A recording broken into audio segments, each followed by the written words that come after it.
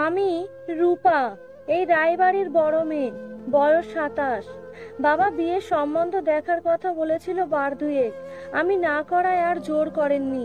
ছোটবেলা থেকে আমি বরাবরই জেদি একরোখা, তাই আমার উপর জোর করে কোনো লাভও হতো না। বিয়ে সংসার এসবের প্রতি কোনো কালেই আমার আগ্রহ ছিল না। কিন্তু আজকাল মাঝে মাঝে মনে হয় ভালোবাসার মানুষের সাথে সারা জীবন একসাথে থাকলে নেহাত মন্দ হয় না।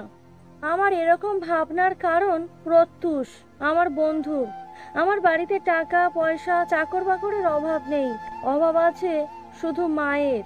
ছোট বোন দীপার জন্মের কয়েক বছর পরেই মা আমাদের দুই বোনকে রেখে চলে যান স্বর্গে। বাবা আর দ্বিতীয় বিয়ে করেননি বটে, কিন্তু শোনা যায় বহু মহিলার সাথে ওনার অবৈধ সম্পর্কের ব্যাপারে। বাবা আমাদের দুই বোনকে অভাব রাখেননি মোটেই। নিজে আমাদের পারিবারিক ব্যবসার কাজে বাড়ির থেকে বেশি বাইরেই কাটান। তাই বাড়িতে আমি আর বোন দুজনেই থাকি। মায়ের স্নেহ ভালোবাসা দিয়ে ছোট বোনটাকে আগলে রাখি, কখনো ভুল করলে শাসনও করি। ছোটবেলা থেকে আমার জেদি আর মেজাজি স্বভাবের জন্য আমার তেমন কোনো বন্ধু ছিল না। বন্ধু পেলাম ইউনিভার্সিটিতে গিয়ে। আমার একটাই বন্ধু, প্রত্যুষ। কলেজ ছুটির পর ফুচকা খাওয়া কিংবা লেকের পাড়ে ঘুরতে যাওয়া আমাদের প্রত্যাহিক ব্যাপার ছিল তখন। ওর সাথে মিশেই আমি হয়ে পড়েছিলাম স্বাভাবিক আর পাঁচটা মেয়ের মতোই। ও মাঝে মাঝে আমাদের বাড়িতে আসতো, যে কোনো অনুষ্ঠানে, আমার হোক বা বোনের জন্মদিনে। এইভাবে অনেকগুলো বছর কেটে গেছে। এখন প্রত্যুষের সাথে কথা না বললে দিন যেন কাটতেই চায় না। মাঝরাত হোক বা ভর দুপুর, আমার মন খারাপের কারণ ও মন দিয়ে শোনে। কখনো রাত জেগে ওর লেখা প্রেমের কবিতা শোনায়। শুনতে শুনতে আমি হারিয়ে ফেলি নিজেকে। মনে হয় এসব যেন আমাকে নিয়েই লিখেছে ও। সব ভালোবাসার ডালা ছন্দ দিয়ে সাজিয়ে আমাকে যেন উৎসর্গ করছে ও। আস্তে আস্তে আমি ভালোবাসতে শুরু করেছিলাম ওকে। মনে হতো ও বুঝি আমাকে ভালোবাসে। আমাদের দামি গাড়ির থেকে ওর বাইকে বসে ওর কাঁধে হাত রেখে শহর ঘুরতে আমি বেশি পছন্দ করতাম। কখনো ওর হাত ধরে সন্ধ্যাবেলায় চলে যেতাম নামি কোনো রেস্টুরেন্টে, বোনটাকেও সাথে নিতাম। মাঝে মাঝে ওর সুন্দর মুখটার দিকে আমি ফ্যাল ফ্যাল করে তাকিয়ে থাকি।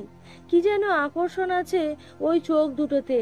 ঠিক করলাম এবার জানিয়েই দেব আমার মনের কথা। সারা শহরের প্রেমিক প্রেমিকা সেদিন ভালোবাসার উৎসবে মেতে উঠেছে। সন্ধ্যায় প্রত্যুষের সাথে দেখা করার কথা। বেলায় বেরালাম আমার প্রথম ভালোবাসার জন্য উপহার কেনার উদ্দেশ্যে। গাড়ি থেকে নেমে আমি দেখলাম আমার সেই পরিচিত মানুষ, পরিচিত বাইক, পেছনে কেবল আমার পরিবর্তে প্রত্যুষের কাঁধে মাথা রেখে বসে আছে আমার আদরের ছোট বোন দীপা। চোখ থেকে অঝরে জল গড়াতে লাগলো। যার ভালোবাসার উপর আমার একারই অধিকার মনে করে এসেছি এতদিন, তাকে পাওয়ার লড়াই আমি আজ আর কার সাথে করব? নিজের ছোট বোনের সাথে? এক সপ্তাহ হয়ে গেছে কথা বলিনি প্রত্যুষের সাথে। আজ ড্রয়িং রুমে ওর গলার আওয়াজ পেতেই সেখানে গেলাম। প্রত্যুষ বলে উঠল, কি ব্যাপার রূপা, আমার সাথে কথা বলছিলি না কেন এতদিন ধরে? আমি ওকে আর দীপাকে বসতে বলে জিজ্ঞেস করলাম, তোদের সম্পর্কটা কতদিনের? প্রত্যুষ ওই শান্ত চোখেই জবাব দিল, 2 বছর হলো। আর ওই চোখেই আমি এতদিন ভুল করে আমার জন্য ভালোবাসা দেখেছিলাম। প্রত্যুষ বলল, দেখ, আমি দীপাকে ভালোবাসি। আমরা কিছুদিনের মধ্যেই তোকে সবটা জানাতাম। বোন এসে আমাকে জড়িয়ে ধরে বলল, দিদি, আমাদের সম্পর্কটা মেনে নে। ও তো ভালো ছেলে, তুই তো জানিস, তোর বন্ধু তো ও। আমি চোখ ভরা জল নিয়ে বললাম, ঠিক আছে, আমি এই ব্যাপারে বাবার সাথে কথা বলবো। ওরা আনন্দে দুজন দুজনকে জড়িয়ে ধরলো।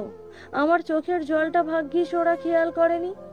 আর কাউকে ভালোবাসতে পারিনি জীবনে। আমার একতরফা ভালোবাসা আমার মনেই থেকে গেছে চিরটা কাল। বাইরে প্রকাশ করিনি কোনোদিনও। এখন বুঝি প্রেমের কবিতাগুলোর আমি কেবল শ্রোতা ছিলাম, চরিত্র নয়। তারপর এক সময় বিয়ে হয়ে গেল দীপা আর প্রত্যুষের। আমি একা পড়ে রইলাম এই খাঁ খাঁ করা বিশাল বাড়িতে। আমার বয়স বেড়েছে, দীপা মা হয়েছে।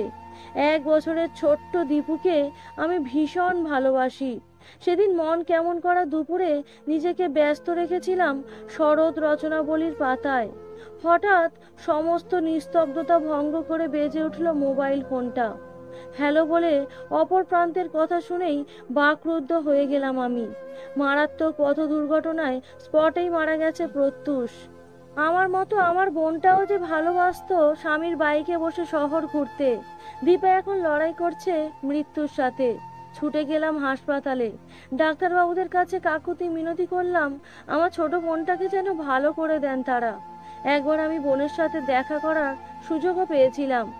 হাত দুটো ধরে বলেছিল, দিদি, আমাকে যেমন মায়ের স্নেহ দিয়ে বড় করেছিস, দীপুটাকে তোর কাছে রেখে গেলাম। কান্নায় ভেঙে পড়েছিলাম আমি। পরের দিন পেয়েছিলাম ছোট বোনটার মৃত্যুর সংবাদ। এখন আমার ঘরে শরৎ বঙ্কিমচন্দ্র রচনাবলীর পরিবর্তে স্থান পেয়েছে দীপুর খেলনাগুলো। বুকে করে নিয়ে তিলে তিলে মানুষ করছি আমি আমার দুটো প্রিয় মানুষের সন্তানকে। টলমল পায়ে সারা ঘর দৌড়ে বেড়ায় দীপু। ওর দুষ্টুমি, হাসি, কান্নায়, চিৎকারে সাড়া পড়ে যায় সারা বাড়িতে। বাবাও নাতিকে আদরে আদরে ভরিয়ে রাখে। আধো আধো গলায় যখন আমি ওর মুখে থেকে মাম্মাম ডাকটা শুনি, ভুলে যাই আমি আমার সব দুঃখ যন্ত্রণা।